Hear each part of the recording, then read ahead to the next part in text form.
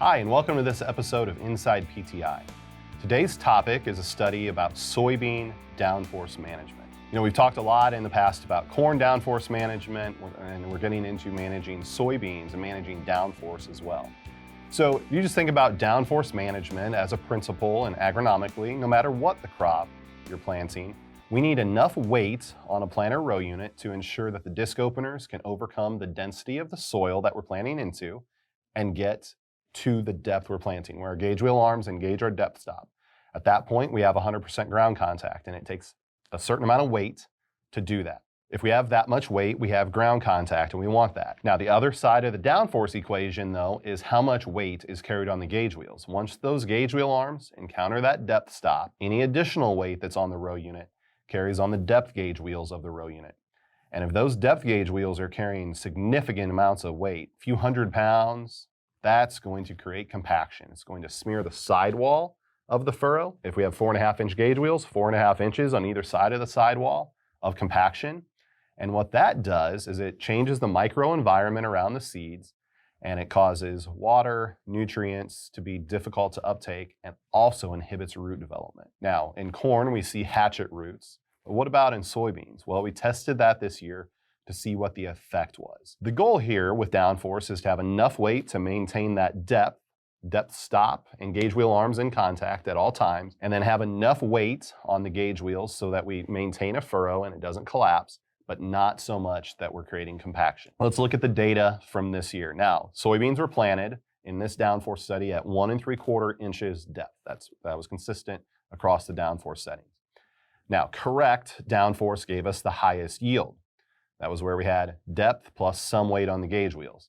If we had too little downforce, we lost 3.5 bushels per acre. Now, what would occur there is, with too little downforce, some of the seeds would be shallower as we went through the field. We'd lose ground contact. Some seeds would be shallower, probably in a lower moisture environment, and they would take longer to germinate and emerge than the seeds that were at the 1 3/4 depth we were targeting. So that's what caused that 3.5 bushel per acre loss in this study. Now, what about on the heavy side, where we always maintained depth, but had a lot of compaction or a lot of weight on those gauge wheels? Well, there we lost 2.3 bushels, okay? 2.3 bushels per acre. So 3.5 when we were too light, 2.3 when we were too heavy.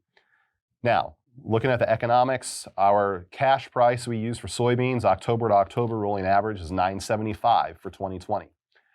So that too light cost us $34.13 an acre, and too heavy cost us $22.42 an acre. A lot of times I've heard farmers say, well, soybeans will grow through concrete. It really doesn't matter what we do with our downforce. Just make sure you don't have them shallow. Make sure they're in moisture so they can emerge. But we're finding with these studies that managing downforce in soybeans matters, and actually matters quite a bit. How can we ensure that downforce is correct on every row throughout the entire field? Well, there's a product that Precision Planting has that we use to get it correct in this study called DeltaForce. Running a single downforce setting across the entire field causes yield loss because that setting is typically incorrect. Sometimes it's right, but many times it's not. DeltaForce is an automated row-by-row control system. It measures and adjusts downforce every time there's variability in your field, so your crops can thrive for optimal yields. So how does that DeltaForce system work? Well, every row has a measurement or a load cell that's measuring the weight carried on the gauge wheels. And in the cab, the operator sets on the Precision Planting 2020 monitor how much weight they want to carry on the gauge wheels. And if that load cell on the row senses more or less weight than the operator has set, then it causes the hydraulic cylinder on that row to immediately, multiple times per second per row, change the force applied to the row so the gauge wheel weight's consistent. Even as you go through soil types, through wheel tracks, just through the variability you encounter, you'll have consistent depth and eliminate that compaction by maintaining a consistent gauge wheel weight. So that's what DeltaForce does. Now, let's talk ROI about getting downforce right and purchasing DeltaForce to get that right. Let's say you plant soybeans with a 24-row planter, whether it's a 15-inch split row planter or whether it's a 24-row 30-inch planter. Let's say you plant 1,000 acres of soybeans, and all of them today, this past planting season, you planted with excessive downforce. So all 1,000 acres went in with excessive downforce because you knew you didn't want shallow depth. But what we found was According to the study, you would have lost potentially 2.3 bushels per acre on all 1,000 acres. All right, so that would cost about $22,425 in lost revenue potential because of having the excessive force. Now, on that 24-row planter, adding DeltaForce to a planter that already has a 2020 would be about $36,000. All right, so you can see it's going to take a little more than a year on that 1,000 acres of soybeans to pay for DeltaForce. About 1.6 years is what the break-even would be to invest in DeltaForce.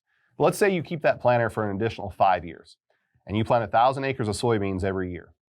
And if you put DeltaForce on and run that for 5 years compared to running that excessive downforce every year and losing the 2.3 bushels per acre, after you have the increased revenue of the better yields, you pay for DeltaForce, your net revenue over those 5 years would be $76,125 for adding DeltaForce. So today's Inside PTI tip of the day is that managing soybeans matters, and the way they're planted matters. And we have a lot of studies, whether it's Downforce or other studies we'll talk about on Inside PTI, that show positive yield increases. Now, they may not pay for themselves in half a year. It might take, in this case, 1.6 years. But when you think about managing downforce, singulation, depth, firming, seed to soil contact, and other things, you see that these things add up and provide pretty big return on investments in the way we manage soybeans. So this season, pay attention to your downforce setting with your soybeans. Try to get it as close to correct as possible. Don't just set it too heavy and say it'll be fine, because we've got data here that says it won't. We want you to produce the highest ROI, and that comes from the right downforce setting. And talk to a precision planting dealer about DeltaForce for your planter that you plant soybeans with. As we showed here, that'll pay dividends over the course of keeping that planter. So soybean downforce matters. Make sure when you go to the field this next spring, you get it set correctly. Thanks for joining us today on Inside PTI. We'll have more agronomy tips in our next episode, so stay tuned. If you have questions, reach out to us at InsidePTI@precisionplanting.com or contact a local Precision Planting Premier dealer. Thanks.